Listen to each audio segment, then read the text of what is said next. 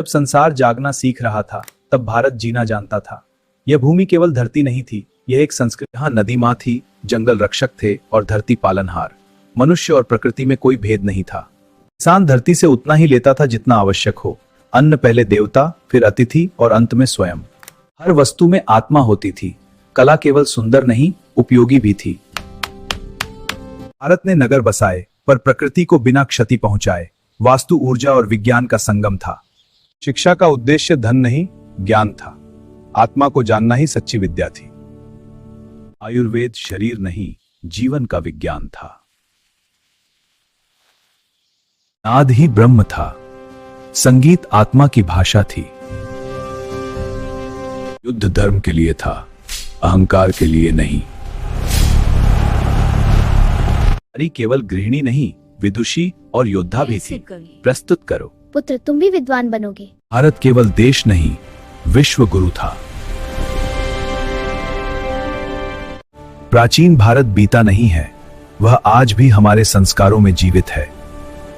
भारत प्रश्न पूछने से डरता नहीं था। आत्मा, कर्म और मोक्ष यही जीवन का सार था।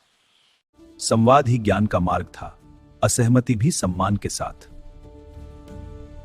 शून्य एक प्रतीक नहीं, एक क्रांति। भारत ने संख्याओं को भाषा दी। तारे केवल रोशनी नहीं थे, वे समय बताते थे। भारत की सीमाएं समुद्र पर समाप्त नहीं होती थी। राजा नहीं, राज्य सर्वोपरि था। हां, राज्य की रक्षा ही हमारा परम धर्म है। अहिंसा केवल विचार नहीं, आचरण था। विश्व सीखने भारत आता था। ज्ञान की रक्षा नहीं हुई, इतिहास रोया। भारत गिरा नहीं, वह हर युग में नया जन्म लेता रहा। यह कहानी किसी एक राजा की नहीं है, यह कहानी है एक ऐसी भूमि की जिसने दुनिया को सोचने का तरीका सिखाया। यह कहानी किसी एक राजा की नहीं है, यह कहानी है एक ऐसी भूमि की जिसने दुनिया को सोचने का तरीका सिखाया। यहाँ सभ्यता ने जन्म लिया और आत्मा ने प्रश्न पूछना सीखा। यह कहानी है प्राचीन भारत की। हजारों साल पहले पत्थर उसके हथियार थे और आग उसकी सबसे बड़ी खोज।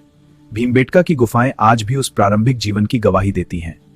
समय बदला और इंसान ने नदी के किनारे बसना सीखा। सिंधु नदी के तट पर हड़प्पा और मोहनजोदड़ो जैसे नगर बसे। यह केवल शहर नहीं थे, यह अनुशासित सभ्यता थी, जहां स्वच्छता, व्यापार और व्यवस्था जीवन का हिस्सा थे। सिंधु सभ्यता के बाद गूंज उठे वैदिक मंत्र।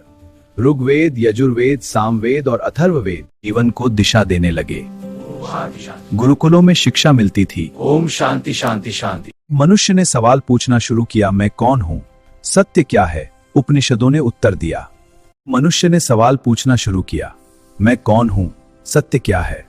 उपनिषदों ने उत्तर दिया, आत्मा अमर है और मोक्ष जीवन का लक्ष्य है। भारत अब केवल धार्मिक नहीं, दार्शनिक भूमि बन चुका था। राजकुमार ने सब कुछ त्याग दिया। सिद्धार्थ बने गौतम बुद्ध। उन्होंने कहा, दुख का कारण तृष्णा है। उसी समय महावीर स्वामी ने अहिंसा और संयम का संदेश दिया। भारत ने दुनिया को शांति सिखाई। भारत ने साम्राज्य देखा, चंद्रगुप्त मौर्य और चाणक्य। लेकिन कलिंग युद्ध के बाद अशोक का हृदय बदल गया। तलवार की जगह उन्होंने धम्म को चुना। यह था भारत का स्वर्ण युग। ज्ञान, विज्ञान, गणित और कला का उत्कर्ष। दुनिया भारत को ज्ञान गुरु मानती थी। आक्रमण हुए, राज्य टूटे, लेकिन संस्कृति नहीं टूटी। भारत की आत्मा हर युग में जीवित रही।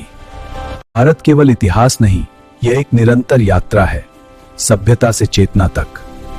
इतिहास की शुरुआत तब हुई जब मानव ने पहली बार आग को मित्र बनाया। गुफाओं में रहने वाला मनुष्य प्रकृति से डरता भी था और उसी को पूजता भी था। मनुष्य ने नदी के किनारे बसना सीखा, तब इतिहास ने करवट ली। खेती शुरू हुई, गांव बने और समाज का जन्म हुआ। हड़प्पा और मोहनजोदड़ो उस समय के चमत्कार थे। जब दुनिया अव्यवस्थित थी, भारत नियोजन में जी रहा था। वेदों का जन्म जंगलों में हुआ। ऋषियों ने आत्मा और ब्रह्मांड के रहस्य खोजे। शिक्षा व्यापार नहीं थी, गुरु और शिष्य का संबंध जीवन भर का था। यहाँ चरित्र ज्ञान से बड़ा था। शून्य, आयुर्वेद और खगोल विज्ञान, भारत ने संसार को सोचने की नई दिशा दी। यहाँ शक्ति थी, वह विदुषी भी थी और मार्गदर्शक भी। और यह प्रकाश सभी में समान रूप से बसा है। भारत ने युद्ध भी धर्म से लड़ा, मर्यादा कभी नहीं छोड़ी। आक्रमण आए, ग्रंथ जले, पर भारत की आत्मा बची रही। प्राचीन इतिहास केवल अतीत नहीं, वह आज भी हमारे रक्त में बहता है। भारत था, है और रहेगा। अभी भारत दुनिया के सबसे अमीर है। इसी दौलत ने विदेशी ताकतों को भारत की ओर खींचा। यूरोप के देशों की नजर भारत के व्यापार पर थी, खास तौर पर इंग्लैंड, जो भारत से सीधा व्यापार करना चाहता था। साल 1600 में इंग्लैंड ने एक कंपनी बनाई। शुरुआत में इसका मकसद सिर्फ व्यापार था, शासन नहीं। 1608 में अंग्रेज भारत पहुंचे। मुगल सम्राट जहांगीर ने उन्हें व्यापार की अनुमति दे दी। धीरे धीरे अंग्रेजों ने सूरत, बॉम्बे, मद्रास और कलकत्ता में अपने व्यापारिक केंद्र बना लिए। तुम्हारे पास कोई हक नहीं है, ये मेरा राज्य है, ये हमारे लिए अच्छा है। हाँ, इनकी लड़ाई हमारा फायदा बनेगी। 1757 में प्लासी की लड़ाई हुई। इस लड़ाई में अंग्रेज जीत गए और उनकी राजनीतिक शक्ति बढ़ने लगी। धीरे धीरे अंग्रेजों ने पूरे भारत पर कब्जा कर लिया। नई पॉलिसीज और सेना के बल पर उनका राज बढ़ता गया। 1857 में पहली आजादी की लड़ाई हुई। इसके बाद कंपनी राज खत्म हुआ और ब्रिटिश सरकार ने सीधा शासन किया। कई सालों तक भारत पर राज करने के बाद 1919 को भारत का जय गए। पूरे देश में खुशी का माहौल था, पर आजादी के साथ एक बड़ी मुश्किल भी आई। 1947 में देश का बंटवारा हुआ। भारत और पश्ते दो अलग देश बन गए। बंटवारे के बाद देश को संभालना मुश्किल था, पर भारतीयों ने हिम्मत नहीं हारी। सबने मिलकर नया भारत बनाना शुरू किया। भारत ने अपना खुद का संविधान बनाया। डॉक्टर भीमराव अंबेडकर ने इसमें महत्व 50 को भारत गणराज्य बना। भारत में लोकतंत्र शुरू हुआ। लोग अपनी सरकार खुद चुनने लगे। जवाहरलाल नेहरू भारत के पहले प्रधानमंत्री बने। धीरे धीरे भारत ने विकास की राह पकड़ी। बंद कर केंद्र बने, भारत आगे बढ़ने लगा। आज भारत एक स्वतंत्र, लोकतांत्रिक और मजबूत देश है। ये सब आजादी और संघर्ष का परिणाम है। हमें अपनी आजादी की कीमत समझनी चाहिए और अपने देश को और आगे बढ़ाना चाहिए।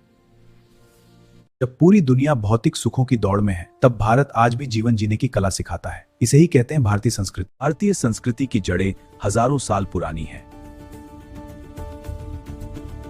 ईसा पूर्व 4वीं शताब्दी का भारत, यह कोई एक देश नहीं था, और हर राज्य, यहाँ छोटे छोटे राज्य थे, और हर राज्य युद्ध, लालच और सत्ता की आग में जल रहा था।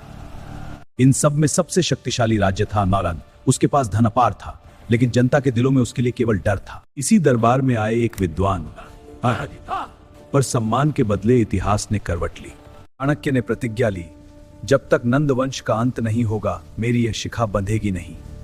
चंद्रगुप्त, साधारण शरीर, लेकिन आंखों में एक सम्राट का सपना।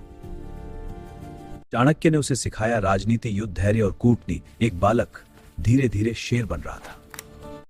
मैं दानंदा से बदला लूंगा, अपने साम्राज्य को धरती पे कभी नहीं छुपने दे दूंगा।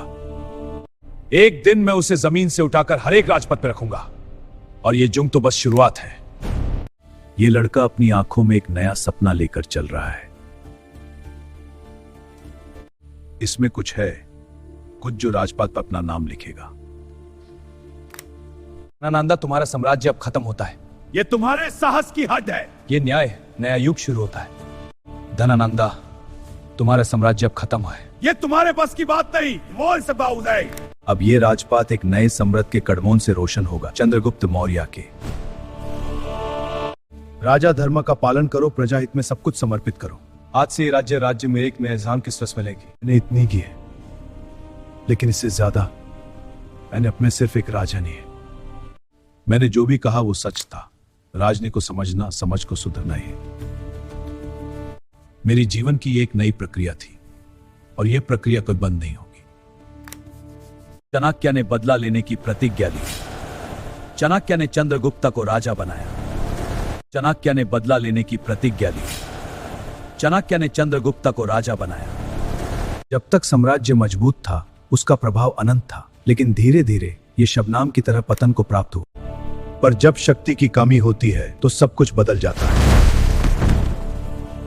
मौर्य साम्राज्य एक मिसाल है उस वक्त की, जब एक गुरु और शिष्य ने मिलकर अपना सपना सच किया। उनका जीवन एक प्रेरणा था, एक महान राजा और एक महान गुरु का।